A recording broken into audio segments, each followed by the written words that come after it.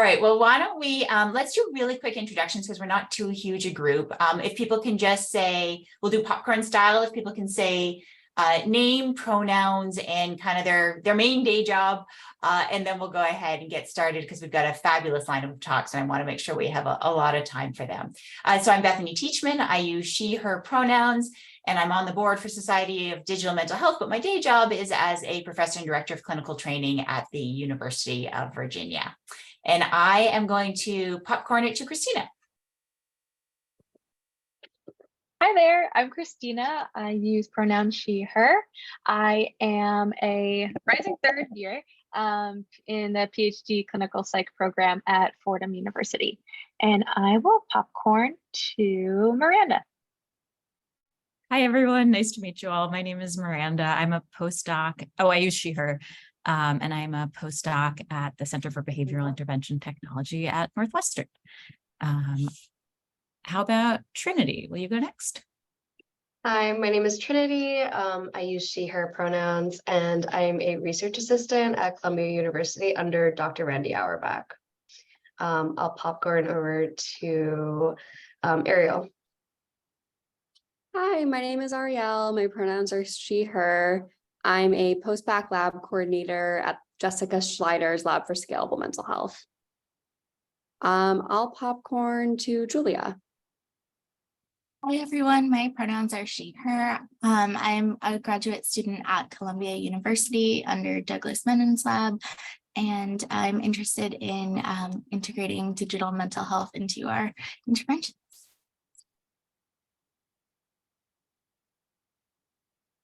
I'm happy to jump in. My name is Ilana Ladis. I am a rising fifth year graduate student at the University of Virginia working with Bethany Teachman.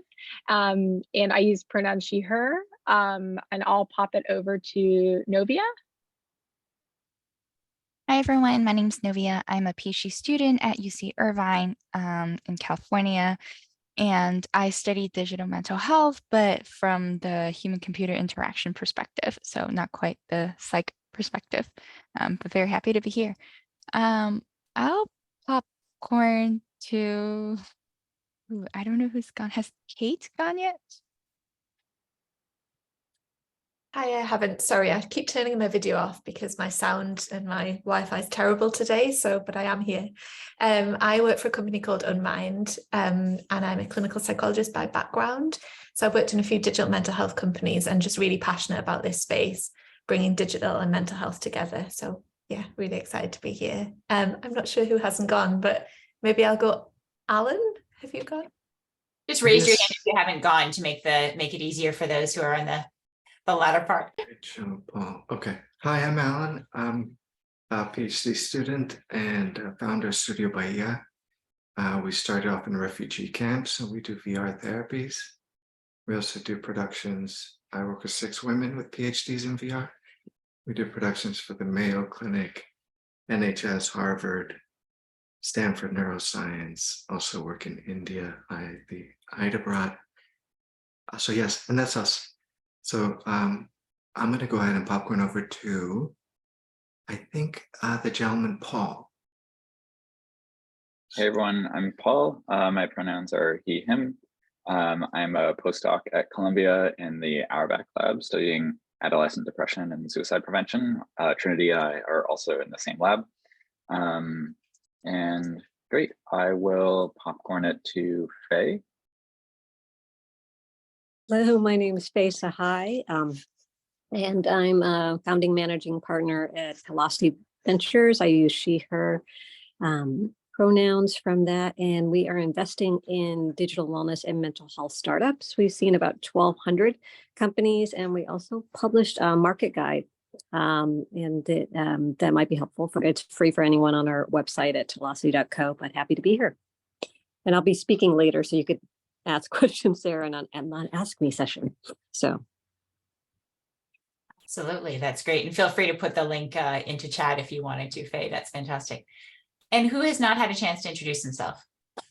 I'll go. Hi, everyone. My name is Lillian, and I'm a postdoc at Northwestern working with Stu Shankman. and primarily work in adults and adolescents with depression using natural language processing. Yeah, very excited to be here. I will jump in as well now. My name is Rachel. I use she, her pronouns, and I work as a clinical research coordinator at the Center for OCD and Related Disorders at Massachusetts General Hospital in Boston. Great. Has everyone had a chance to introduce themselves? I can jump in quickly. Sorry, my Wi-Fi is also terrible, so I'm going to keep my video off. But my name is Greer.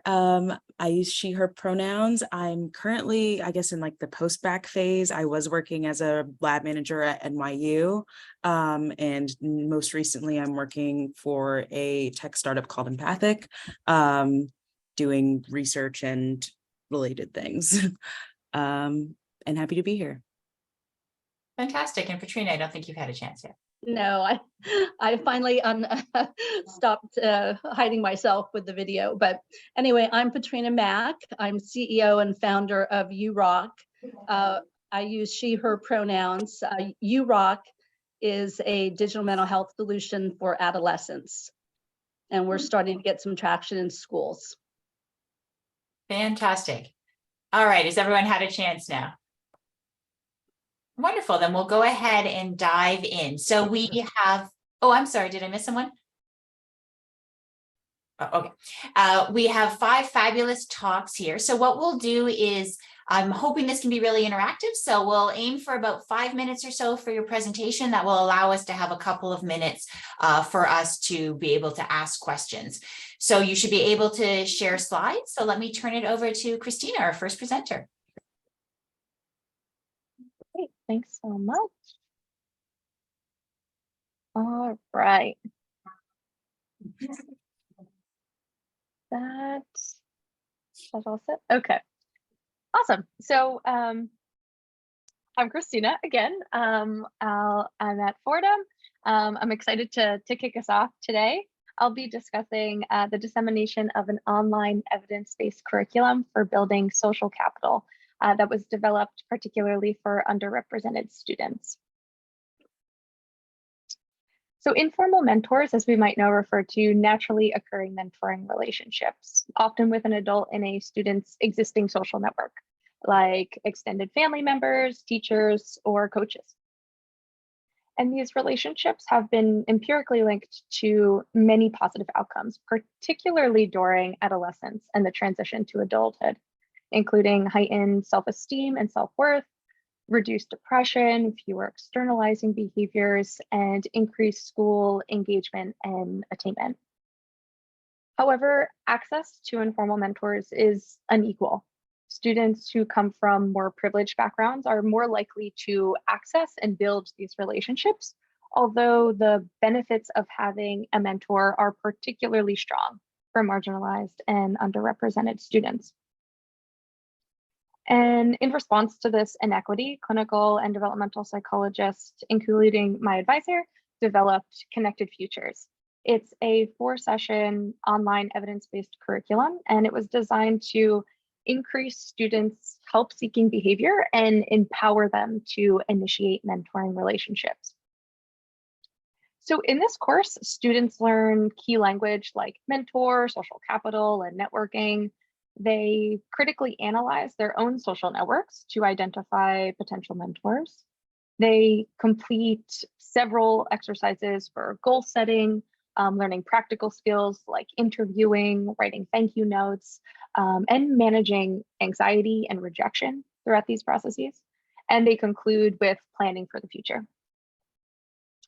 Our team wanted to test Connected Futures in a naturalistic approach.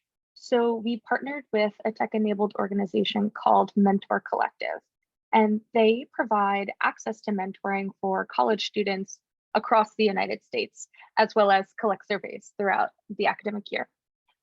So through Mentor Collective, we were able to make Connected Futures available to college students across 11 academic institutions. And the Connected Futures course was completely optional for students. It was just added to their online dashboard of existing resources. So we were most interested in understanding who engaged in Connected Futures, why they did so, and how this impacted their mentoring experiences. So currently around 3,700 students have had access to Connected Futures. And of this group, 250 students, or just under 7%, have completed at least one lesson of this optional course. And that's the sample that I'll be analyzing today. So we explored the characteristics of students in our Connected Futures group compared to those who did not have access to Connected Futures curriculum. Regarding gender identity in our Connected Futures group, there is about 3.5% students identified as non-binary and just under half of students identified as female and other half about male, as male. And this is roughly similar to our comparison group, as you can see. However, much larger differences appeared across groups for race and ethnicity. As you can see here, greater percentage of BIPOC individuals engaged in Connected Futures than the comparison group. And looking at this like red-orange portion of the chart, the percentage of students identifying as white almost doubled in the comparison group. As for academic and career interests, these were pretty similar across our comparison group and our Connected Futures group.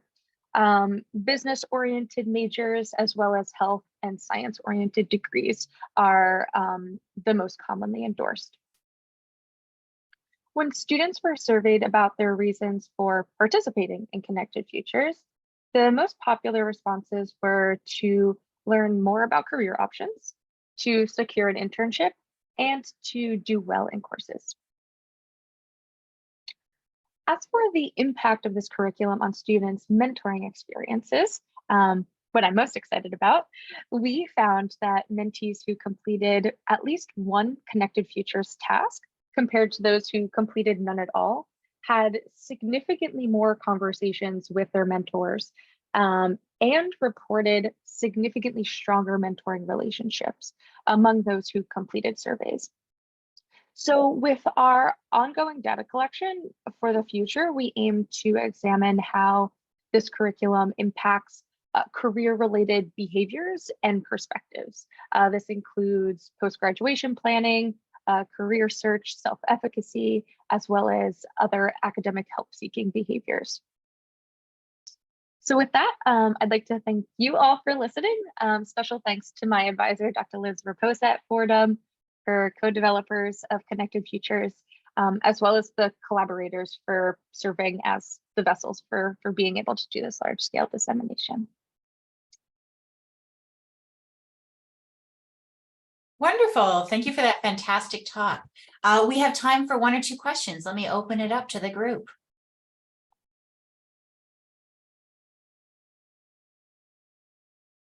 I'm happy to start us off, Cristina. I'd love to know your thoughts about, yeah, super interesting. For the Connected Futures, do you have any sense of like which tasks people found most helpful and, you know, which sort of probably were having that, you said if they did one versus none, it was sort of predictive of those outcomes. Do you have a sense of like what might have been driving that or which were most received well and likely had the most impact? Yeah, that's an awesome question. And I have to put that second part of your question on my list of things to investigate for the future.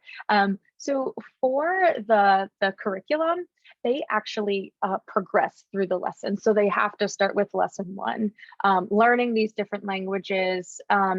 Also within that, it gets them to think about how these different things that they're learning, like what social capital is and things like that, how to place that or match that into like their position in the world, in academia, and where they want to be in the future. So that kind of targeting like, okay, if people do one of the tasks, that is that first lesson. So if they completed that first lesson, that's what we were looking at. And then for future directions, we are able to we're switching to kind of like a new and improved website. So as I could get to the back end data, I'm gonna start to explore like how long they stay on each of the lessons, And then our surveys will also gather some kind of like satisfactory questions about each of the lessons and which one they found most helpful. Great question. Thank you for asking that. Super interesting. And Faye had a question for you in chat about what are the next steps. So if you want to give one key next step, and that would be great. Yeah, we have lots of next steps. But in addition to the ones that I just described there, I would say how this directly impacts what they are doing in the future. So I'd like to, as like a big jump forward, I'd like to connect with the students who completed all 4 lessons and see how they are implementing that into their life, whether that's through qualitative interviews or sending them additional surveys to complete. Fantastic. Well, thank you for that fabulous talk. Please join me in thanking Cristina, and we'll turn it over now to Arielle. Hi, just give me 1 second to pull up my slides.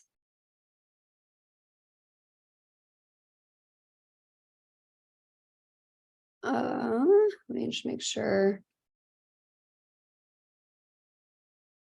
Okay, does that look right? Awesome. So hi, my name is Arielle. I'm a postbac lab coordinator at Dr. Jessica Schleider's Lab for Scalable Mental Health. And today I'm going to be sharing about some preliminary findings from one of our new digital single session interventions called Project Body Neutrality. So in our lab, we focus on developing digital single session interventions, or SSIs, because of the immense accessibility and scalability benefits that come from digital self-help for youth, which I'm sure we all share that same perspective. But a problem with most digital interventions is that encouraging repeated engagement is incredibly difficult. That's where SSIs come in, because they're interventions that are intentionally designed to involve just one encounter. And in doing so, they maximize the likelihood that even brief usage of a digital tool can lead to sustainable positive changes.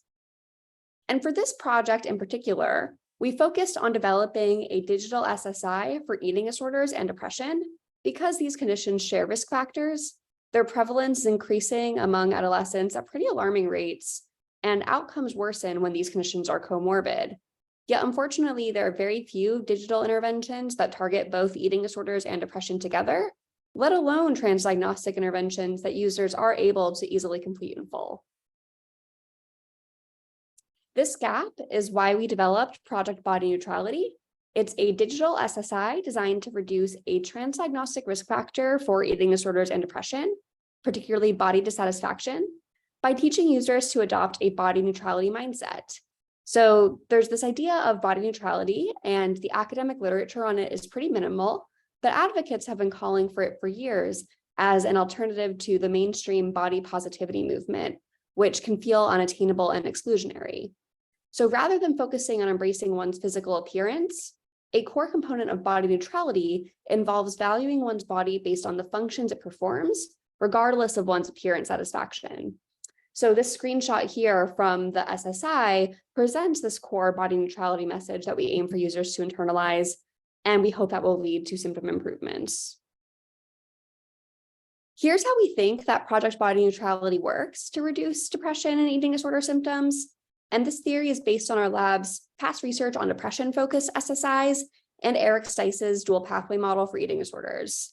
And to kick off our investigations, since this is a new intervention, we started by conducting a non-randomized pilot trial focusing on immediate pre to post changes in the proximal outcomes that are highlighted here in blue. So we're focusing on functionality appreciation, which is valuing your body for the functions it does for you rather than appearance, body dissatisfaction, and hopelessness. And the way that this pilot worked was after clicking on a social media recruitment ad, a quick eligibility screen ensured that participants in our pilot were between ages 13 to 17 and had elevated mood concerns and body image concerns. Our sample ended up being about 75% white, 81% LGBTQ, but despite the project being available to youth of all genders, none of the participants that we included in our analyses, which were those who completed the entire intervention and all of the questionnaires, were cisgender boys. Out of the 156 eligibility screen completers, about 56% of them completed the SSI, which is a pretty high completion rate considering that there was no compensation. This was just something that people wanted to do because it was available to them. And they did so over an average duration of 26 minutes. And the SSI was given a high rating of 4.34 out of 5 on our program feedback scale. In terms of pre to post outcomes, participants who completed the SSI reported medium to large reductions in hopelessness, large increases in functionality appreciation, and medium to large reductions in body dissatisfaction, all of which were significant.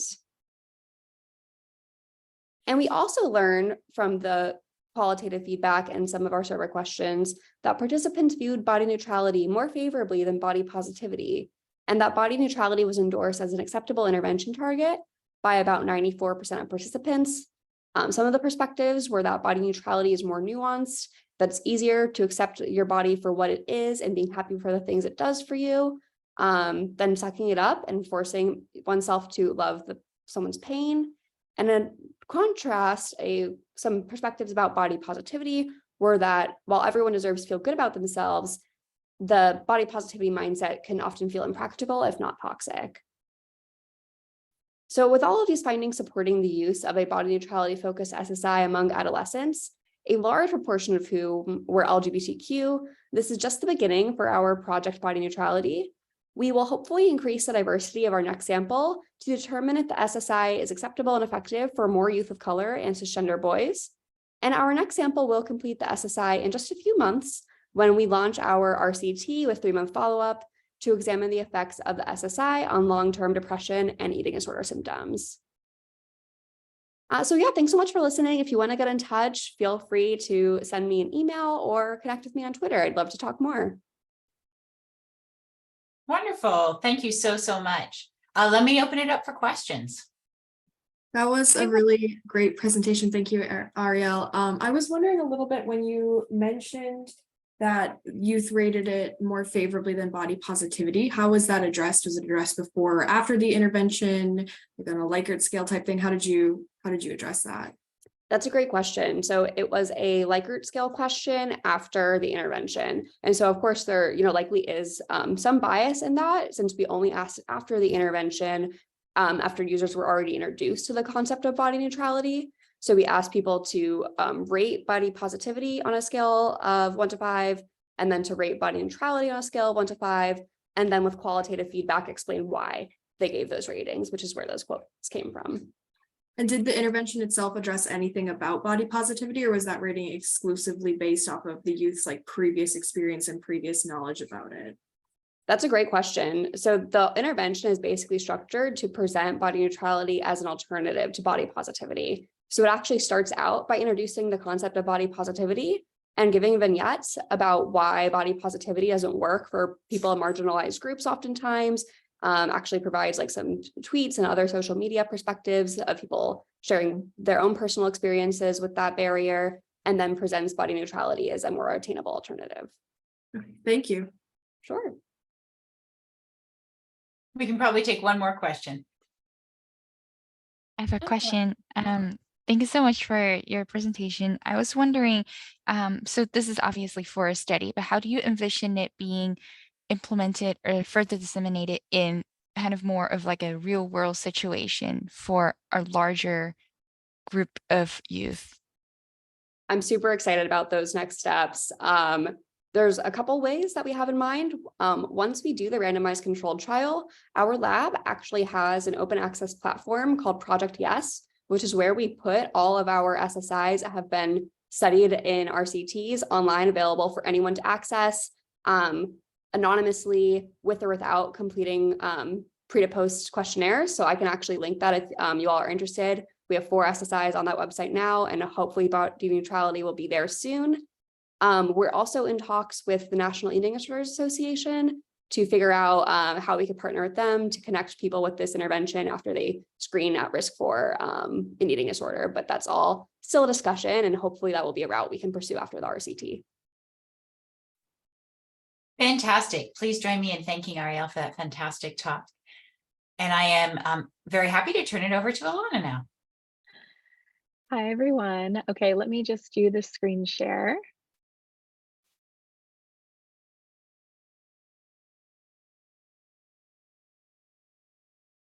Okay. Can anyone see my screen? Terrific, thank you. So let me just set up my timer as well. All right, so I'm very happy to walk you through my project today, which is called Who Are You Texting? Emotional Communication via Text Messages by Young Adults with a Suicide Attempt History. Brief moment for funding and disclosures. So many of you, if not all, already know this, but relationships are very important for young adult mental health. And we know there's many ways that that's true. Relationships can confer many benefits and positive effects, and can also be risk factors, and kind of there can be some difficulties there as well. And so I'm really interested in ways that we can leverage digital communication data, such as text messages, to give insight into multiple factors that certainly are interacting, including young adults' emotional states in the moment. So how are you feeling right now? What's going on in their relationships personally, and also what's going on with their mental health, because we know these things are all certainly related. And so if you look at this hypothetical timeline, this is a very obviously pared down example mental health relationship timeline for a hypothetical person. And if you look at the arrow, this is kind of a longitudinal trajectory where you have above the arrow different kind of social events, things happening in somebody's life, like a friend breakup, an instance of an argument with a peer or family member. And then below the arrow, you have kind of corresponding mental health states, things like an increase in suicidal ideation, maybe the mood improves after a while, maybe it gets worse, and so on. And so I'm really interested in how these facets interact, and also kind of what's going on in somebody's digital life concurrently with all of these interacting factors. So if you think about the ways that somebody's text messages might be changing as a function of these different events going on in their life, that's kind of what I was really interested in here. So in this study, we looked at when and with whom do young adults with a suicide attempt history text emotionally. And so to do that, we tested a number of different interaction models, looking at text partner type, which consisted of peers and family members. And then we also looked at mental health states, so the when part of who and when. And so each of these four states, suicide attempt, suicide ideation, depressed mood, and positive mood, were within a given person. And they, I'll talk in a sec about how we got those, but for the purpose of this study, those were non-overlapping. And our outcome were linguistic inquiry word count categories in the text, including a number of different emotion word categories. And so briefly, our participants were 26 individuals with a lifetime history of suicide attempt. Notably, they were not suicidal when they participated. A combination of folks from our UVA participant pool in the community. I don't know if you can see this in my screen share, but participants were primarily white, primarily non-Hispanic, and primarily heterosexual. So in terms of what we actually did, our participants were very generous. They came to the lab, they completed a clinical interview with the experimenter, and they identified, using calendars and kind of old reminders, like when they were experiencing periods of suicidal ideation, depressed mood, when they had made a prior suicide attempt, etc. And so we have those dates, and they also gave us thousands and thousands of personal text messages very graciously. And they also identified who were the 10 people with which they most frequently kind of exchanged emotional communication. So people like best friends, perhaps worst enemies as well. And so we got their texts, and we were able to link the texts with their corresponding kind of mental health episode type. So we conducted a number of multi-level logistic regressions in R, and notably we included both in incoming and outgoing text so that we could kind of consider the whole relationship dynamic in those exchanges as well. And so we saw a number of significant interactions. Most notably here, you can see that across many of the emotion word categories and also the different mental health episode types, we saw we saw reduced rates of emotional communication with family members compared with peers. And there was a few exceptions to this, but that was sort of the overall trend. And interestingly, we saw this both with kind of the more negative emotion words, so like anxiety, sadness, but also with positive emotion words. And interestingly, that was heightened during the more kind of intense mental health episode types. So when people were experiencing ideation and attempt. And so just to briefly bring it home, we saw pronounced rates of emotional communication in text messages with peers, which included friends and romantic partners compared with family. And so thinking about just the sort of factors that might lead that to be the case, you can think about things like arguments, breakups. We know I've read these text messages a lot. Things like friend breakups were really crucial in our sample, but also things like seeking support and reaching out in moments of crisis, suggesting that's kind of pronounced with peers. Of course, we have a really small sample size. I'd love to see more work with larger samples and more diverse samples as well. And ultimately, I hope that this sort of descriptive basic work can eventually inform applied JEDIs and other interventions and things that can mitigate risk for suicide. Thank you all so much. Happy to connect on questions, comments, or anything now or later. Great, thank you so much. Let's open it up for one or two questions. I have a question. Ilana, it's so cool that you're actually using this data. It's really a rich data set, and I know it's so complicated to get into. I'm curious, like, how much of the participants' like emotional lives and communication do you think is happening over text messaging versus other channels like phone calls or face-to-face or other social media? Do you have a sense of that with this data set? Yeah, or even just a speculation?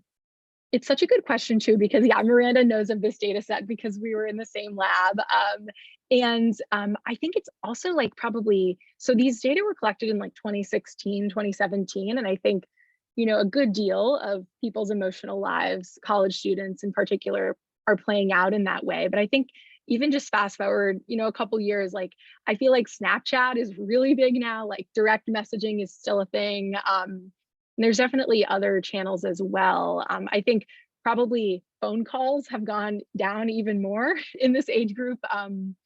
But so I'd say like a good deal, but also, as it like changes so much from all of these different apps. And that's part of why I'm also getting more interested in social media too. And just thinking about like, how can we integrate all the different communication channels and modalities? I see a question. Oh, I think Cristina was next. Okay. Hi, this was awesome. I'm wondering how you think NSSI would fit into this model. Oh, NSSI or NSSI? NSSI. Okay, because I could answer either. NSSI, yeah, that's super interesting. Yeah, that's an area that, of course, certainly related to mood disorders and suicide, but I have kind of less expertise in. I think that I'd be curious to look back in our sample and look at prevalence of NSSI, and maybe like account for that, because I think, anecdotally, I remember like reading through the text messages and like certainly seeing people talk about NSSI and with their peers and stuff. So I think that would be interesting to take into account. I think also, I don't think I'd imagine the results changing too much, although maybe we'd see even more heightened kind of confidence in peer interactions, just because I feel like there's stigma around parents finding out about NSSI and things like that. So, but that'd be interesting to look back in our samples demographic. Great questions. I know we have other questions. Lillian, I'll encourage you to reach out to Ilana through chat or offline. Unfortunately, we're because of time, we're going to need to move on. So I'm thrilled to turn it over to Miranda. All right, I'll just set up my slides.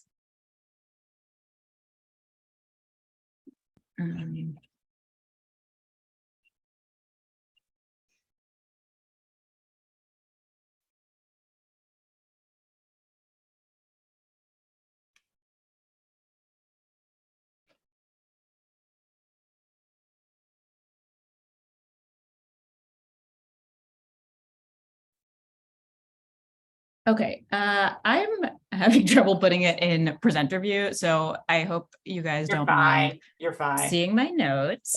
But thanks for bearing with me.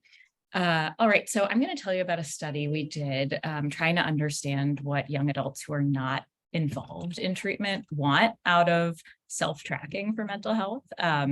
We did this because anxiety and depression are very common in young adults, but most of these people don't receive traditional face-to-face treatment, and some of them don't want it. Some of them would rather manage their symptoms through other means. Many of these people turn to mobile apps to manage their symptoms, and in these mobile apps, self-tracking is one of the most common features. So either a diary feature or tracking certain variables day to day. So we were really interested in understanding what the needs and preferences of this specific group are, non-treatment engaged young adults who have elevated depression, anxiety, with respect to these features. What do they want out of a self-tracking app for mental health to support their needs? So we did a qualitative study to try to understand this. We did 2 anonymous online focus groups with young adults who had screened positive for elevated depression or anxiety symptoms through screening questionnaires hosted on the website of Mental Health America, which is an advocacy group for mental health. These young adults also indicated that they were not treatment engaged at the time of the screening, young people between 18 to 25. And they responded to these online forums where we would post discussion prompts. They could post their responses and respond to each other's responses asynchronously. So it's kind of like a message board. Then we performed a thematic analysis on their responses. And since this is just a very brief talk, I will present on 2 of the major themes that I thought were really interesting that came out of this analysis, which were that young adults wanted to use self-tracking to build self-understanding, and they wanted it to help with organization, reminders, and structure, which might not be the things we always think of as the core components of our mental health interventions. So they wanted to use self-tracking to track their mood and to help them identify their feelings. Several of these people noted they had trouble identifying their feelings, which could make self-tracking mood difficult, but could also serve as an opportunity for a digital tool to help them expand their emotion vocabulary and get some insight into their feelings. Something like a checklist with a bunch of different emotion words might help people understand how they're feeling. Another theme was wanting to track not just mood, but other things that might change with or affect mood. Things like sleep, exercise, eating, screen time, things going on in their lives and their thoughts. Several of these people noted that it might be easier to do that through more open-ended journaling prompts that could be paired with simpler mood ratings. Although some people noted that journaling is hard to keep up with or a lot of effort, so that might be optional. And people wanted this for different goals. Some people wanted just like to understand their own patterns and triggers. Some people wanted to track these things to be able to see change over the long term that might be difficult to notice in the short term while you're in it. And some people wanted this to identify ways to change mood. Like, for instance, if I sleep more, then will my mood be better? A number of participants noted that they wanted this information presented visually through charts, calendars, graphics, things like that, which makes a lot of sense and is complex when you think about people wanting to track different types of data, maybe at different time scales, and that might not be simple binary. Like if you want to track mood in a way that's more dynamic than positive or negative, how do we do that in a way that's easy to visualize? So although this makes a lot of sense, I think it's actually pretty complex to do. For the organization, reminders, and structure, participants wanted self-tracking to help them stay on top of basic activities of daily living, like drinking water or brushing your teeth, things that are often hard to stay on top of when you're depressed or anxious and having trouble concentrating. Several thought that it would be a benefit that there could be reminders either to do these activities or to track itself, which can be easy to forget. However, they didn't want so many reminders that it would be annoying, or they might just delete the app entirely. And several participants thought that self-tracking could lead to a sense of accomplishment or relief, both from having some structure in their day and from emphasizing progress they were making towards a goal. So just to quickly discuss, I thought this was really interesting. I think for this population who may be just starting to start their like mental health journey. Self-understanding seems to be a really important goal. Like, how does my anxiety or depression work for me? And they might not want to seek out traditional treatment yet until they kind of have a sense of that on their own. It's also possible developmentally that this group is feeling overwhelmed with new adult responsibilities, and some of these self-tracking features could help like stem some of that buildup of tasks that can then lead to worsening anxiety and depression. So things like a to-do list or a calendar might be a really useful intervention for people at this stage. So thank you for listening. My contact information is here, and I would be happy to talk about this more with anyone. Fantastic. Thank you so much. I think we have time for one, possibly two questions, depending on how quickly we go.